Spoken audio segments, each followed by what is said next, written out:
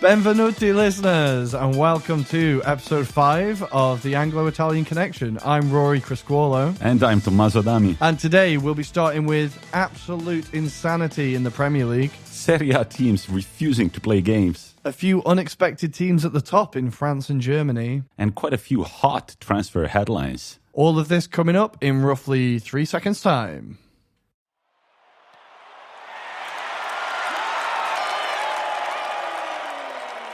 Welcome back to the Anglo-Italian Connection, dear listeners. Thanks for tuning in again with us. We've got some new listeners in the Netherlands, and we would like to thank you. We're slowly taking over the world. Big up the Netherlands. Let's go.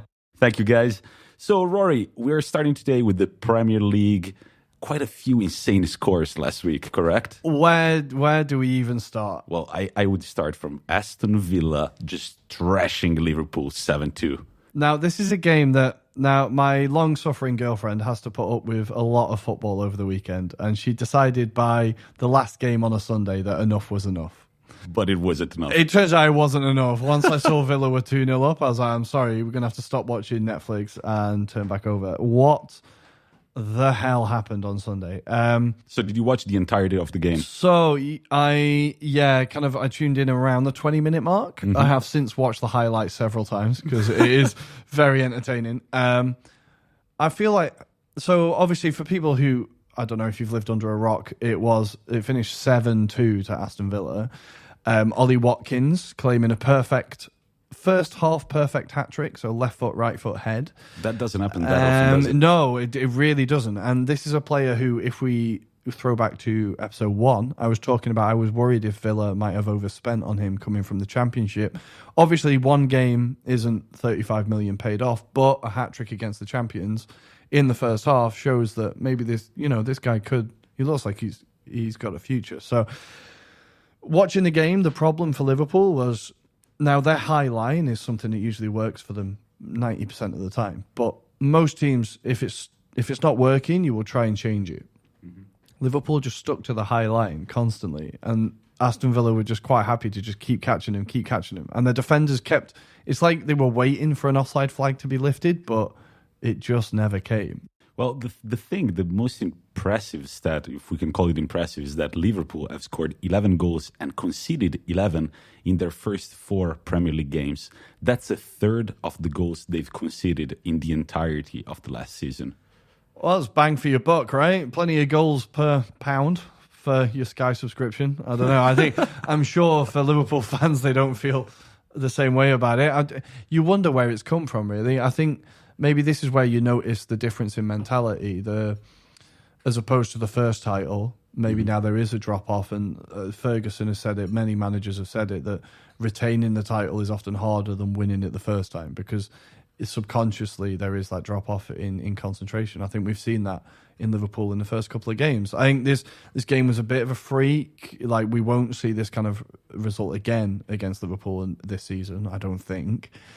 But Villa were there to capitalise, and we need to kind of give Villa their credit as well. They've done incredible business in the transfer market this year, bringing in Martinez from Arsenal, who I think a lot of clubs are going to look now and go, yeah, quite a pretty good goalkeeper, right? Like, honestly, for Arsenal fans now, I can't remember the last player who left the club, and there are so many well wishes to him.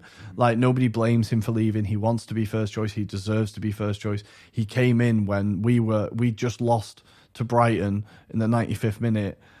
We lost our goalkeeper. He came in, and it was like Leno never left. Yeah. Almost. And there's still a debate going on with Arsenal fans about if we sold the right keeper. Like, he was that good for us. So I think Villa have done incredible business. Ollie Watkins, Martinez, Ross Barkley, he loves turning up against Liverpool. Goal. That goal is...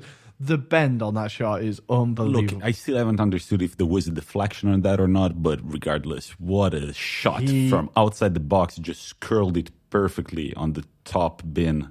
Great goal. He's an Everton fan, and he loves turning up against Liverpool. So we were all waiting for him to put that away. But I think what a performance from Aston Villa. And if anyone's been following the Twitter, I made a brave prediction this week. What was it?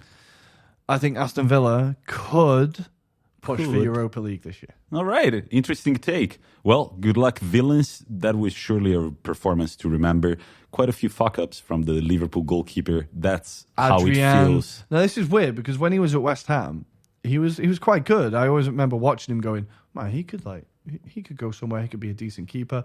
But the last couple of times he's come in for Liverpool, like Liverpool fans, I know they dread every time they see his name on the team sheet now, which is really, I think, again, kind of feeds into the conversation we had last week about how goalkeeping is just so dependent on confidence, right? Absolutely, absolutely. And the other crazy scoreline from the weekend was, well, it's the first time that I see Ruairi happy and smiling for a Spurs win. But this one was hilarious. 6-1 at Old Trafford against Man U. What is going on? The internal battle I had to suffer through this game was, so at first I was like, okay, United go 1-0 up. Oh, all right, well, Tottenham have got nothing, so this is probably, game over. United will kind of see this out. And then I feel like United's performance just summed up everything that's wrong at the club at the moment. What is it exactly? So for me, as an Italian, I grew up watching Manchester United being up there with Real Madrid as one of the greatest clubs in the world. What has happened since Alex Ferguson has left the club? I feel like Alex Ferguson kind of named Moyes as his successor, and Moyes didn't realise how big the job was. I think he was used to managing at Everton where there wasn't as much pressure.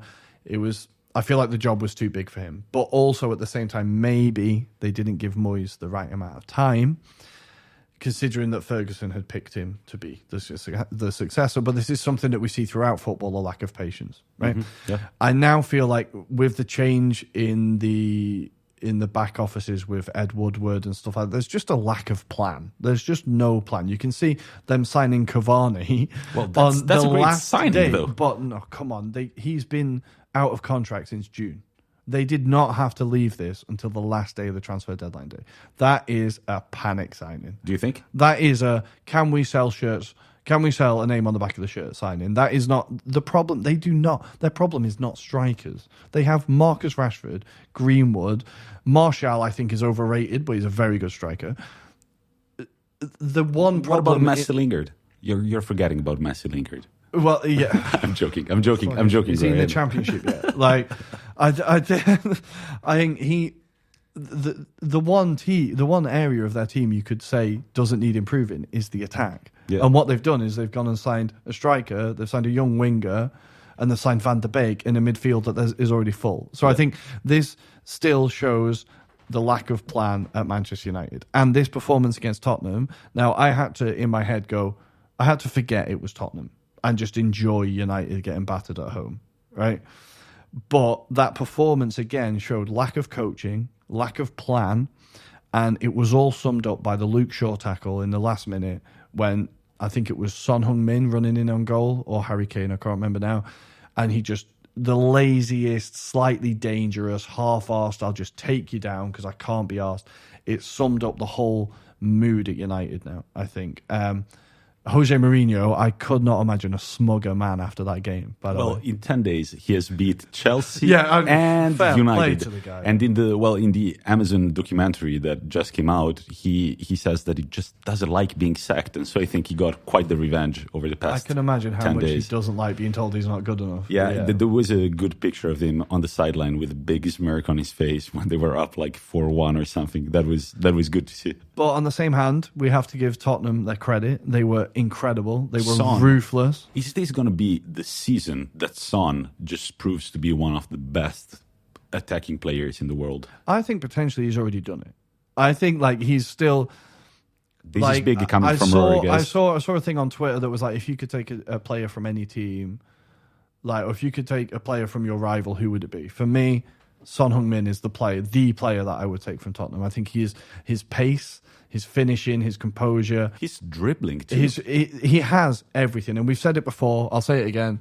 I think he's the best Asian player of all time. Yeah, I agree with you. I totally agree with you. And the other thing that he's got the winning mentality, I think. Many times you just see him carrying the ball. You see two defenders coming towards him. You think he's going to drop it. Then no, he just like pulls out something. He's a very, very exciting player to see. This is not news because we've seen him perform years and years, over and over again. But I think this year could be the year that people really start paying attention at Son. It looks like Jose Mourinho has got the back in that he needed in the transfer window. You know, bringing in Bale, bringing in Reguilon, bringing in the guy from Benfica. They've got another striker. Tottenham's problem for a few years has been when Kane gets injured, they've got no option. They've now brought in another striker who could be that option, right? It looks like Mourinho could, unfortunately, be building a team there. And maybe... they're not going to win anything because it's Spurs, but maybe they will, make a mark somewhere. Jose, if you're listening to us, I'm rooting for you to win at least one trophy. I don't care what team you coach, but I'm always, and until the day I die, I will be a Mourinho fan. So good luck, Jose. Next up is West Ham defeating 3-0 Leicester City. Now, I personally feel sorry for West Ham this weekend because any other weekend, that result would have been the standout result of the weekend. But it took them all of half an hour to get outshined by Tottenham, and then another half hour to get outshined by Villa. So, but still, West Ham were unbelievable. They seem to have changed the system. They can now play at three. They can play with three at the back or switch to a 4-1-3-2, and both systems seem to be working for them now. Right. In their last two Premier League games, they've scored 7 and conceded 0. Right? Good job, guys. Now, this is a team, if you look at their first game of the season when it was against Newcastle, they looked abject. They looked like, from game one, they looked doomed. I'm sure I called it on here, like they're relegated. And now, David Moyes, funnily, managing from home because he's having to isolate due to COVID. So he's kind of playing Football Manager with better graphics. Like just sat on his computer at home, I imagine. Kind of worrying, is he managing himself out of a job? Isn't that your dream, to test positive for COVID and coach a Premier League football club? Sat on the sofa managing a Premier League team. That's amazing. But their turnaround in form has been amazing. There was one player who, this is hardly breaking news, but this is the first time that I've sat and watched properly Declan Rice. And he's a player that England are very excited about, and rightfully so. In this team, he is a box-to-box midfielder. So you see him defending his own box and making late runs to score as well. His through balls, his passing, his tackling, he has everything. This was the first game I watched it where I sat and thought, I'm going to watch Declan Rice. Yeah. He had an unbelievable game. If you've not seen the goal, Fornell's, his goal, his first touch for that goal, ball over the top, he just manages to trap it in between his foot and the ground from over his shoulder and then just tidy finish. Unbelievable first touch. West Ham played they're a very entertaining team to watch when they play well. And even against Arsenal, I said it as well, they deserve to win against Arsenal. They've put together now 3 very good results and 3 very good performances.